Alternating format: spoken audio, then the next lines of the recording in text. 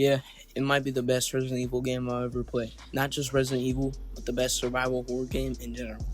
The only thing that comes close to winning everything a survival horror game should have is Evil Within. Of course, other games do certain things better.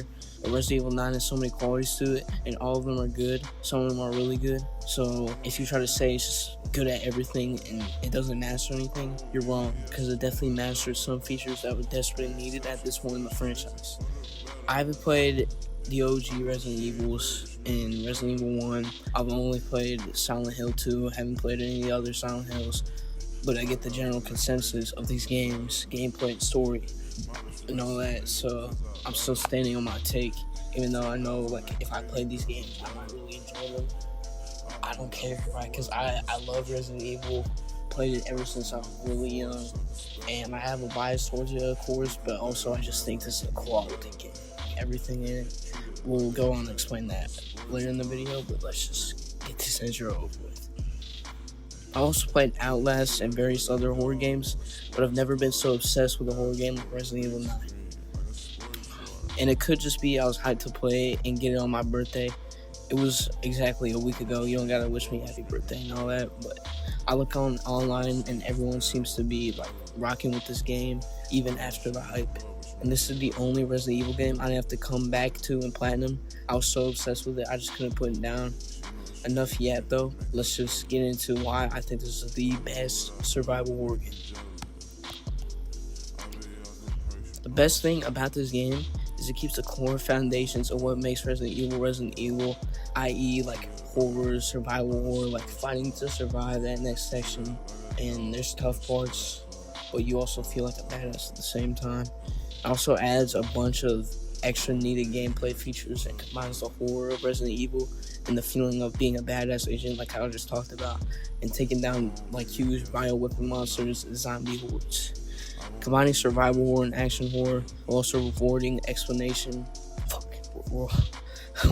rewarding exploration and facing enemies even though you might be scared, because the game actually rewards you for killing enemies and exploring every corner of the map. Because it's both characters, you get blood to craft items as grace and credits to tune up your weapons and buy items as lean on. So you get rewarded for killing these enemies, so you don't just want to leave enemies roaming around the map and leave stuff behind in the map, because if you go back and clean up the building, you'll get way more powerful. And this comes in really handy when you're playing as Grace. She runs out of bullets really easily, especially on the first playthrough when you're still getting used to aiming and all that. But even with all that, you never get too powerful as Grace, which I think is good, because that's what the Leon sections are for. Though that's like where the power fantasy is at. And when she shows up in the next game, I think they could definitely make her more badass, because she learned a lot in this game and she's a mom now, so she's gonna want to protect her kid, adopted kid, Emily. Yeah, spoilers, sorry. If you're watching this, you thought there was gonna be no spoilers, I don't know what to tell you, I'm sorry. But the story, it's pretty great. It might just be the best Resident Evil story we've gotten. The only one that feels like a cinematic and like comes close to this is Resident Evil 8, and a lot of people don't like that game's story gameplay, but I think it really got me emotional. Like, that was my favorite Resident Evil story before this, because spoiler alert for RE8, Ethan's death was really sad. Like, playing the DLC, it was pretty good, and I think Resident Evil 9 is like better, because I feel like Resident Evil 8 tried to take itself too seriously a little bit. It had the dad jokes and everything, but you know what, that's for a different video. It's not Silent Hill 2 or anything, but it doesn't need to be, because it's not Silent Hill, it's Resident Evil. There's still great character arcs and moments in the game, and when replaying the game, there aren't any sections that you dread. Well, the one with Chloe, I don't like, because the first time it's alright, but the fourth time, it's just like, you're running, you're hiding, you're waiting. It only takes like 3 minutes to do, but probably like 5 minutes once you know what you're doing. But it's just like, I don't look forward to playing it. Also, like towards the end, Grace having to fight the Lickers, especially on insanity difficulty, that was like pissing me off after like the first playthrough. On the fourth playthrough, I was already kind of done with that part of the game, and it was hard. I had to like rethink all my strategies. it's not that bad. Like, none of it is that. It's all very approachable. I think this might be the least intimidating replay in the series, other than like Resident Evil 4, but that's like a classic game, right? Kind of hard to compare, but this is like way more replay. I would probably never replay this again unless there's some new like inciting thing to play it. But yeah. But yeah, the game has so many options and tackles, so many reasons to replay and explore the game's content, and they put out a really good DLC, Leon Must Die. At the time of making this video, they haven't put out any like story DLC. I definitely think they will, probably like in the fall, like Halloween time. And I'll probably try to check that out. But yeah, I'm not gonna let that. I'll probably review the DLC when it comes out if I'm able to get it. But you know. So they added stealth, a way better crafting system, better pairing the melee system with Leon, better weapon customization upgrades. You can kill zombies. As you see in the gameplay here, you can kill a zombie, pick up the weapon, and throw a weapon at another zombie as Leon. Pairing missiles and cars as Leon. So much more I could go on. But yeah, you can also like finish zombies as Leon if they get to low enough health. You can just kind of slam your hatchet into their head and finish them off. And I even mentioned they got upgraded stalker enemies in this game like we've never seen before. The girl stalker enemy for Grace, her weakness is light, and often your only option is to run for it until you get to a safe area, which is terrifying, especially on insane difficulty. And Chunk is like the ultimate roadblock. He prevents you from going through hallways and entering rooms. You could kill him, but you have to spend valuable resources and potentially Requiem ammo that can be used to defend yourself from the girl or a different tanky zombie like the singing zombies who take like 10 gunshots to the head, I swear. The zombies in the game, though, are some of the best I've seen in all of gaming. I could probably argue they're the best zombies we have seen in the game. They're probably like better like horde zombies to fight, but in terms of like actual interesting zombies that you can fight, these gotta be the best, because there are a lot of variants of them, but not like normal variants like Dying Light, for example. Like there's big strong ones, there's little baby fast ones and all that. These ones talk, like have voice lines, and they retain their human memory. They perform tasks like they did while they were human. The hardest ones to take down, as I mentioned before, are the singer zombies. Not just because they take so many gunshots, but they're surrounded by other zombies. And those other zombies can wield weapons, like they have knives. There's one in the bar and lounge that has like a broken bottle he'll throw at you. I think he has multiple he'll throw at you. I think that it's definitely better when playing as Leon, but as Grace, it just makes it more terrifying because there's an urgency to kill those zombies first, because like they can throw shit at you. Yeah. And my favorite one definitely got to be the chef, because at first you feel powerless and it kind of feels like a little nightmare section. That's what it reminded me of, because you just got to kind of push the cart, go back, and on insanity difficulty, the cart is really slow. But I just had an infinite ammo on. I just took him down with Requiem. I suppose it was my fourth playthrough. All right, give me a break. I was not trying to push that slow ass cart all the way through the kitchen. But you feel powerless, then you get the blood correct. Holy stutter. Then you get the blood collector, and you can take him down with a swift stab from the hemolytic injector. I think I'm saying that right. And overall, I think these zombies are awesome. I hope we see them again in future games. And Capcom should definitely not like copyright this like the Nemesis system. I think you could do this with like shit other than zombies, right? I don't know, but I think if other zombie games take inspiration from this, I feel like it's definitely the path to go on, because you can only kill like the same like shambling zombies or like tank zombies. Like you can only kill them that many times before it gets boring, and I think this encourages creativity, like more creative enemies in the game. Because you think about a lot of games, not just horror games, like the enemies, there's only a few enemies that stand out. And those are usually like bosses, but like for the casual enemies that you're going around killing the games, I think they should be a lot more interesting, like the ones here.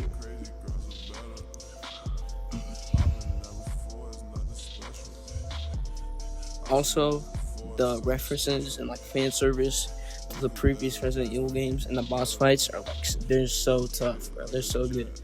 Mr. X was a great boss fight, and well, it's not Mr. X, right? But it's pretty because Mr. X died. It's confirmed he died, but it's just like another tyrant. But it looks exactly like Mr. X, behaves exactly like Mr. X. It was a great boss fight, and you was parrying attacks from a tyrant. Like literally, he pull up with you with his big arm, swing at you, and you're parrying, and the hatches slides down his arm. It's crazy, and he throws a car at you. He could parry the car. And the final boss being a combination. I mean, he reminds me of like Vulcan from Metal Gear Solid 3. If you ever played that game, if you ever played that, go play in the Metal Gear Solid games. It's so peak. I haven't played 4 yet. Don't spoil me. But yeah, and his name is Victor Gideon. He's the main villain in the game.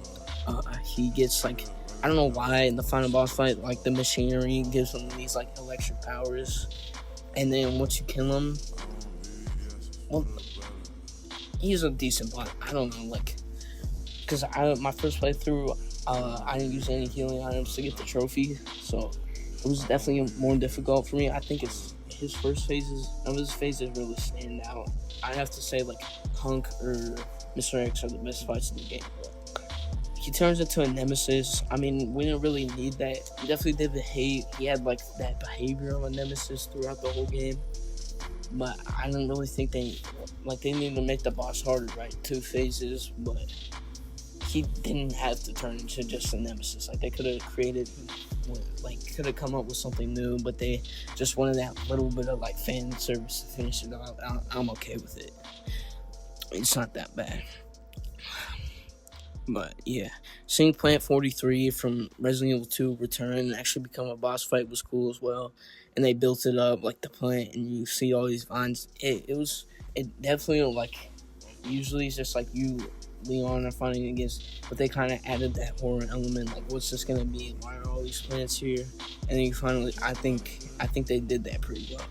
But one of the worst decisions they made in this game was, like, the character of Xeno didn't have a boss fight. It would have been awesome finding, like, a Wesker type character as Leon, but they just killed him off like 2 hours after he was introduced properly, and he was a waste of the character, bro. That is the only bad fan service in this game, because we think this is kind of gonna be like the character to replace Wesker, and he's gonna be like a new main villain in these games going forward, and then he just dies. Well, we don't like see him die, but there's like no way he survived that, because he got injected with Opus, no powers, and he just plunges to death. Like, there's no way. They'll probably just clone him again and called it. You didn't have to kill him. Like, not every single villain has to die. Like, okay, so then we could get a boss fight in the future since you didn't put it in this game. If you want to say that would be too many, it might have been, but like, what's the point? At least keep him alive if you're not gonna give us a boss fight. Like, the Hunk boss fight as well was held. It might be my favorite fight in the game, and it's actually difficult on Insanity. Like, it's actually like hard, even if you have infinite ammo and all that stuff. None of it matters. It's just like your pure like skill and timing. Like, can you get it down or not? Because if you can't, you're just gonna die to them. But, yeah. I don't think Hunk's actually dead, though, even though he did get stabbed in the neck, right? And stabbed him multiple times like Leon. I don't think they would really just kill him like that. And if he's dead, they'll just replace him like they did to Wesker. And I want to see Hunk in more stuff. Hunk we don't know a lot about him, right? Like, there's tidbits of his lore, but I feel like it would be cool to get like a full, like an actual DLC focused on his character and Umbrella more and all that stuff. But, or maybe like a whole game about him. We don't know. But I think that covers all the bases of why I love this game so much. You know, there's definitely some good things I didn't talk about, but it's alright. There's so much to this game, though. Like, it only takes 9 to 11 hours to beat, which in my opinion, but like, this game only takes like 9 to 11 hours to beat, and there's so much content, there's so much to the game, and people are saying like, why would I pay $70 for a game that only takes me 10 hours to beat?